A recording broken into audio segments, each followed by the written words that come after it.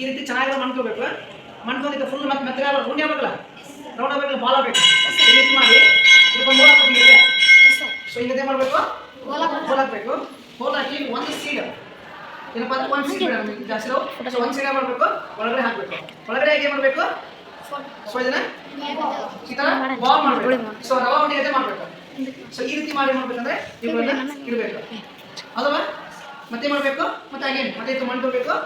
So ಒಂದು hole ಹಾಕ್ಬೇಕಾದ್ರೆ ಒಳಗಡೆ ಬೀಜ ಹಾಕಿ ಇವುಗಳನ್ನ ಮಾಡಬೇಕು. ಈ ರೀತಿಯಾಗಿ ಬಾಲ್ ಮಾಡಬೇಕು. ಸೊ ಬಾಲ್ ಮಾಡಿ ಇದು ನಾವು ಬಿಸಿಲು ಒಳಗೆ ಇಡಬೇಕು. ಇದು ಒಣಗಿದ ಮೇಲೆ ಏನು ಮಾಡ್ಬೇಕು ಹೇಳಿದಿಲ್ಲ.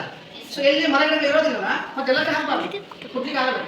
ಸೊ ಎಲ್ಲಿ ಮರಗಿಡ ಇರೋದಿಲ್ಲ ಆ ಬಾಲ್ ಮಾಡಬೇಕು, ಥ್ರೋ ಮಾಡಿದಾಗ ಏನಾಗುತ್ತೆ, ಸೊ ರೈನಿ ಸೀಸನಲ್ಲಿ ಸೊ ಮಳೆ ಬರುತ್ತೆ.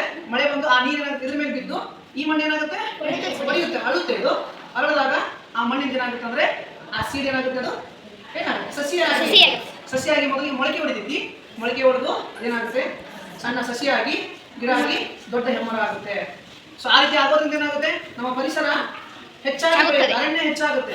ಪರಿಸರ ಹೆಚ್ಚಾಗೋದ್ರಿಂದ ನಮ್ಗೆ ಏನು ಲಾಭ ಇದೆ, ಪರಿಶುದ್ಧವಾದ ಗಾಳಿ ಸಿಗುತ್ತೆ. ಪರಿಶುದ್ಧವಾದ ಗಾಳಿ ಸಿಗುತ್ತೆ, ಸರಿಯಾದ ಸಮಯದಲ್ಲಿ ಮಳೆ ಆಗುತ್ತೆ. ನಮ್ದು ಆಕ್ಸಿಜನ್ ಇಂಪಾರ್ಟೆಂಟ್ ಅಲ್ಲ ನಮಗೆ.